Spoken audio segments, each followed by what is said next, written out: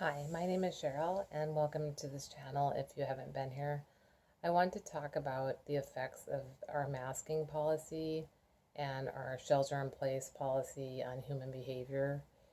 And I might talk a little bit about why I think masking failed, but I might do that in the next video because it might get too long if I don't limit it to one topic. So I'm not going to address science in this, like scientific study of masking. And it's not because I don't believe that, we did a study in Bangladesh. I'll talk basically about it. And it was I think it was a fairly well done study, but it's just, it's one study. I think it's the biggest one that was considered one of the most valid studies using surgical masks. And then I know that there were like aerosol studies done with mannequins. And I just want to point out with the mannequins, the reason why I don't think those studies are as good is because human beings are not mannequins. And so you can't control their behavior the way that you can a mannequin. It's not that you can't get any information from aerosol studies in mannequins. You can.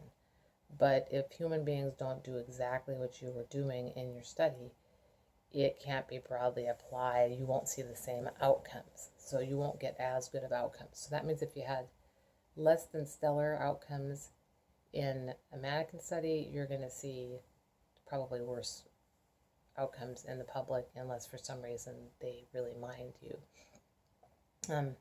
Anyway, I'm going to leave that for another day or two, scientists, because I think they do a better job at that. I mean, like people in biology and just medical physicians might do a better job with that, and even people who are statisticians that can kind of crunch the data. But even then, I have some issues with, so I don't have issues with science, I have issues with the interpretation of science. I've seen different interpretations of the Bangladesh study, and they're like completely 180 from each other. So where I want to talk about it is how this mask policy and the stay-at-home order affected human beings and social interaction, which I'm going to start out by just talking a little bit briefly about human behavior.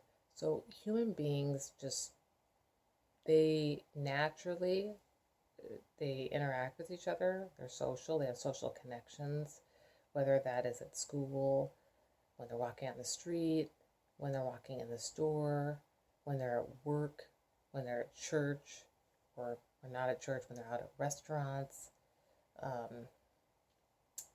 when they're at home. Like, people interact. And they hug each other, they touch each other, they'll shake hands, fist bump, play sports. Like, we are very social beings. And so when you implement a masking the way that we did, especially along with, I'm not going to get into a whole lot about social distancing, but along with a distance required of 6 feet, and then you tell people to stay at home for the most part, other than exercise, essential business, like if you're an essential worker, and I'm trying to think what else was allowed. Pretty limited to that. Yeah.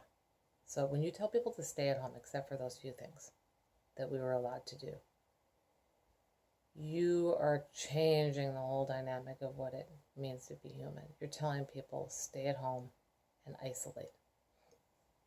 The other thing that you're doing is when you hear that policy, I mean, when that policy is enacted, is that it creates an environment of fear, because you're immediately saying there's something out there, it's very dangerous, and you have to stay inside because otherwise you may become very affected by this. So my position is that one of the most immediate consequences was to put people into fight or flight or freeze.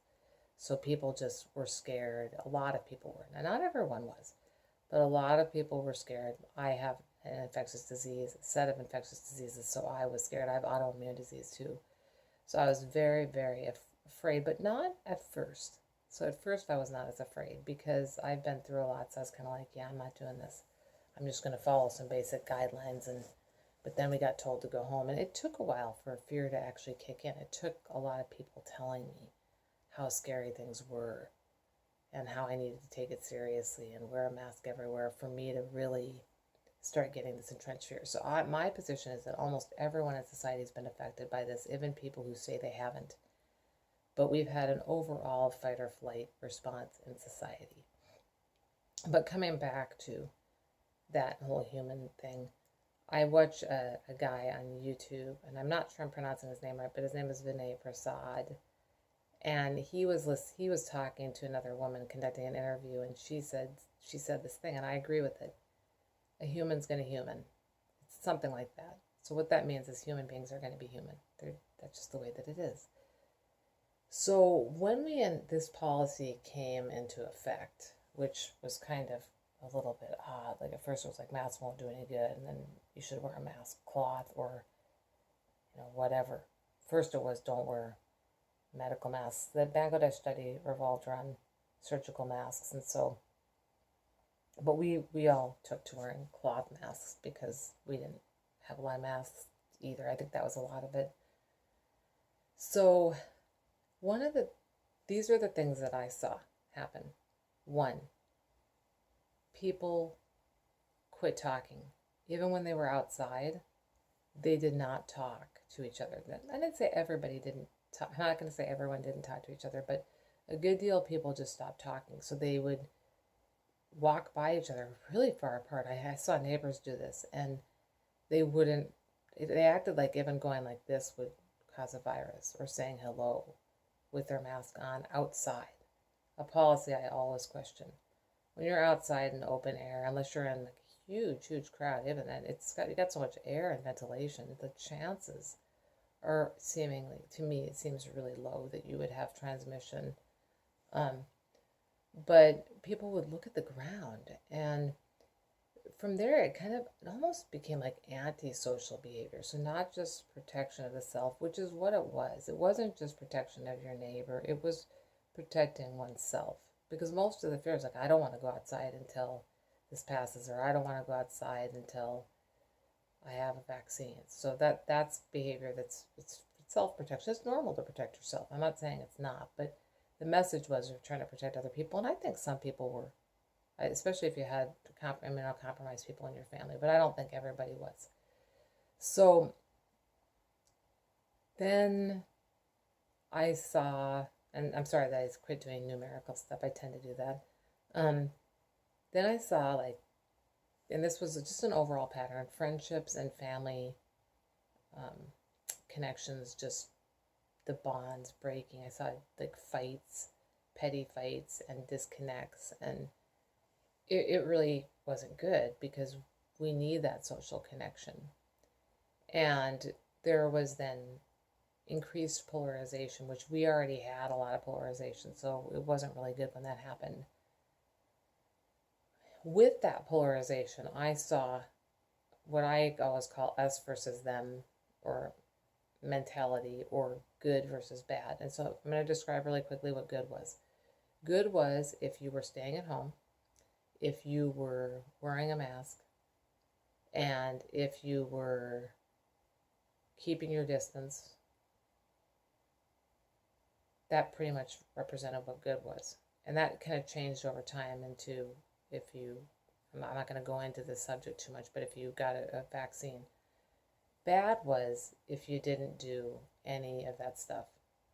It really was. I mean, particularly the first three, because we didn't have a vaccine. So if you were not staying at home, or if you were not distancing properly, or if you weren't wearing a mask, you were considered bad or part of the bad group. But you could see it, people would get mad, and there was intervention. It varied depending upon where you were. If you were in parts of the country that didn't have mask mandates, I don't know I think I kind of envy you, because I'm in Portland, Oregon, and we did. So then what happened is there was a lack of questioning of everything. You couldn't question things, and if you did, so this goes for people who just genuinely felt like they weren't even just bringing something to the attention of people. It happened to me, but if you questioned anything, you would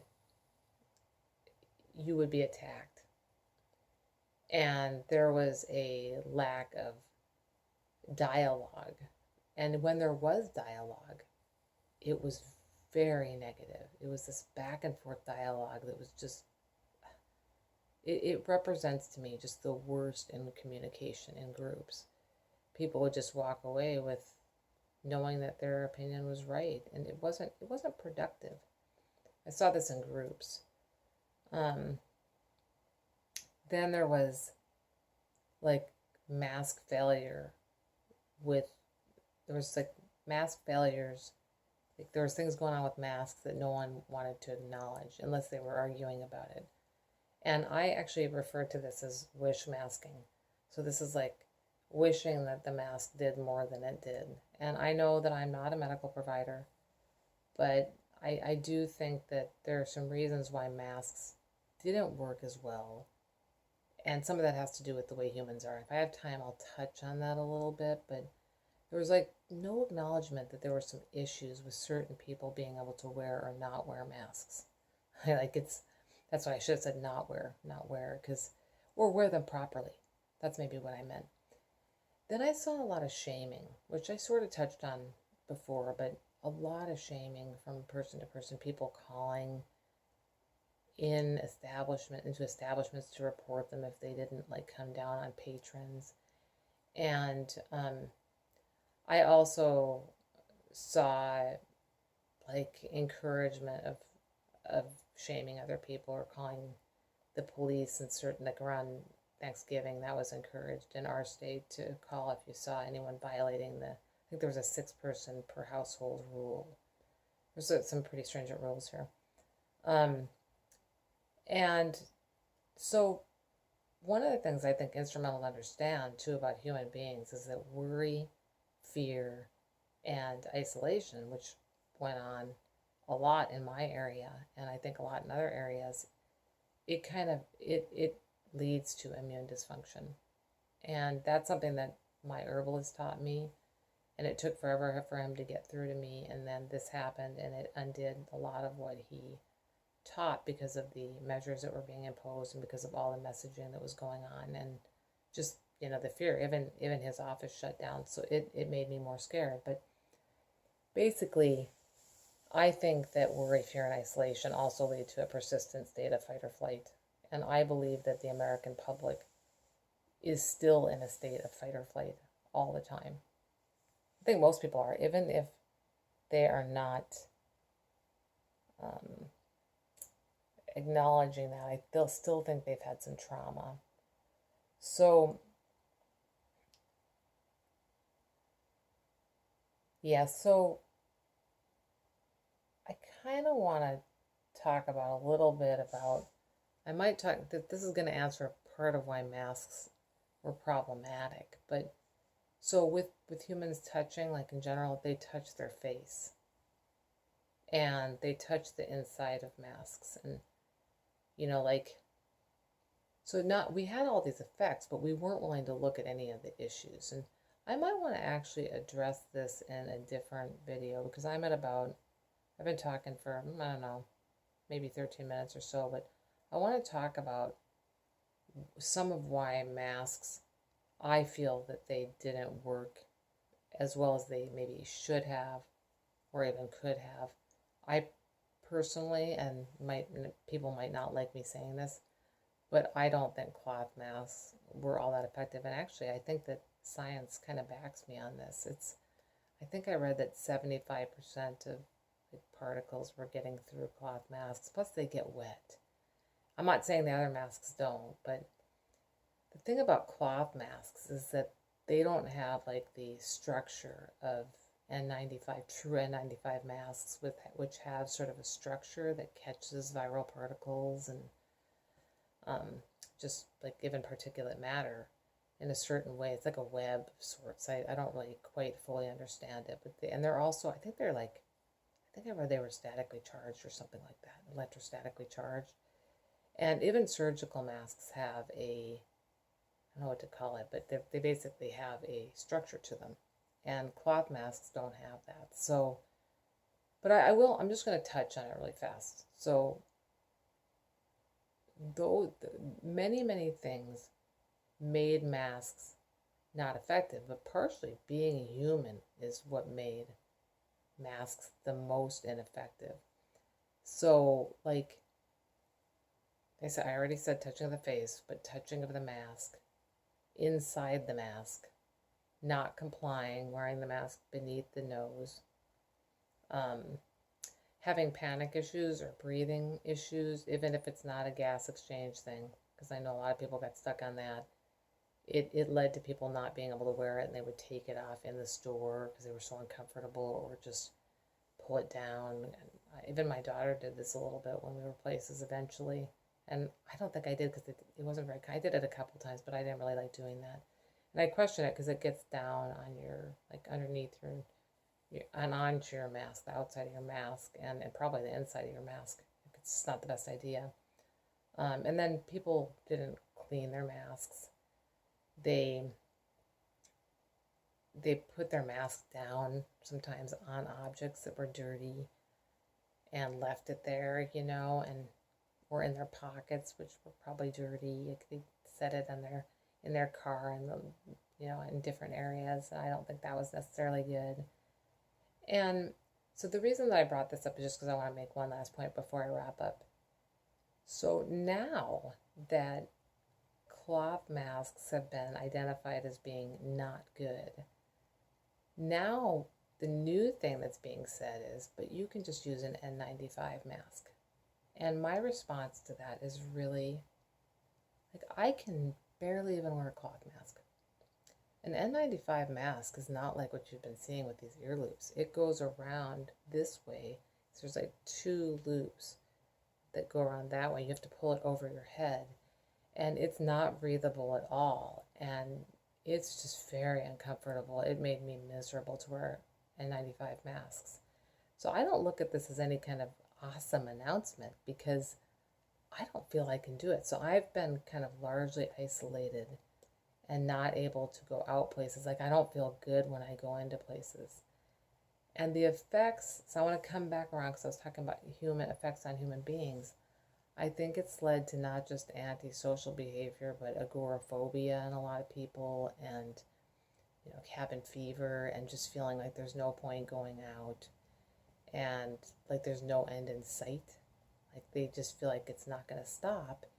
And because we're not engaging in a dialogue where we question as things move on, like as we, even whether you agree with the vaccine or not, once X amount of people got vaccinated, actually once people got vaccinated, the question was, why were they still wearing a mask, and why are they still wearing a mask after being double and triple vaccinated, even on campuses? And it doesn't make a whole lot of sense. It's almost like no matter what changes we've seen in society, no matter how many things we've been told to do and we've done, that at the end of the day, we don't go back and analyze and say, okay, so now what? Like, what's next now that all this stuff has happened? We don't question things. We don't have a dialogue and go, okay, we need to now think about maybe just stopping and going back to normal human interaction. And I'm not saying that nobody can wear a mask. You could still wear a mask.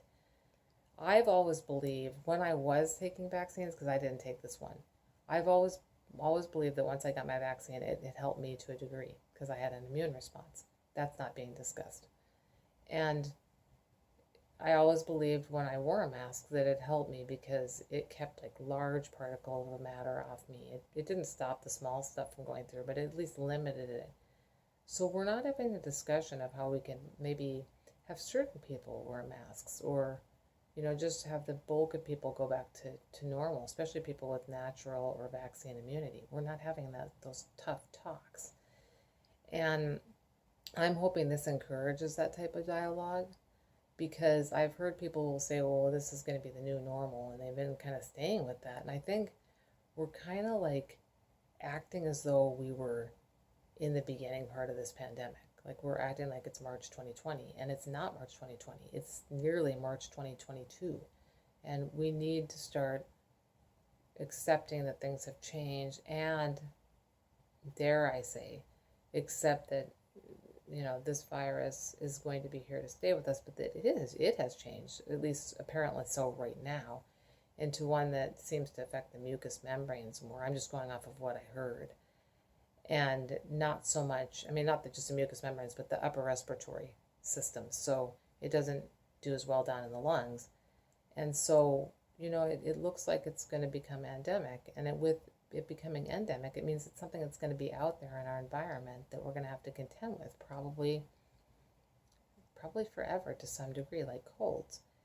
And I'd like to see the narrative change, and I'd like to see more open discussion, less polarity, and less antisocial behavior. I am afraid myself that this has really affected me badly and society badly, and we need to try to start talking and listening to other people, even if their views dissent from ours, and stop assassinating people when they talk. And I don't mean really assassinating them, but character assassination. So I want anyone who wants to subscribe, go ahead and do so. If not, that's fine too. If you want to comment down in the down below, that's fine. I just want to make it clear that I'm not going to engage in like back and forth behavior where I'm fighting with somebody that disagrees with me or something. I don't want to do that. And if you're abusive, I won't interact with you at all. I just don't want to do it. I've been through too much. I don't feel that anything that I said here was advising anyone to wear a mask or not wear a mask, or vaccinate or not vaccinate.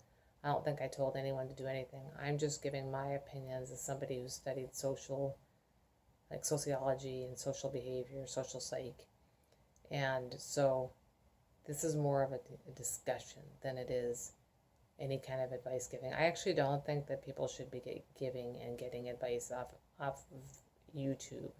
Having said that, I think some people are better at maybe advising in their field, you know what I mean, than I'm not a medical doctor or even a provider of any sort. So I just don't think that that's my place to tell anyone anything. I can only say what I want, which is I want stuff to go back to normal. And I'm speaking as someone with a compromised immune system.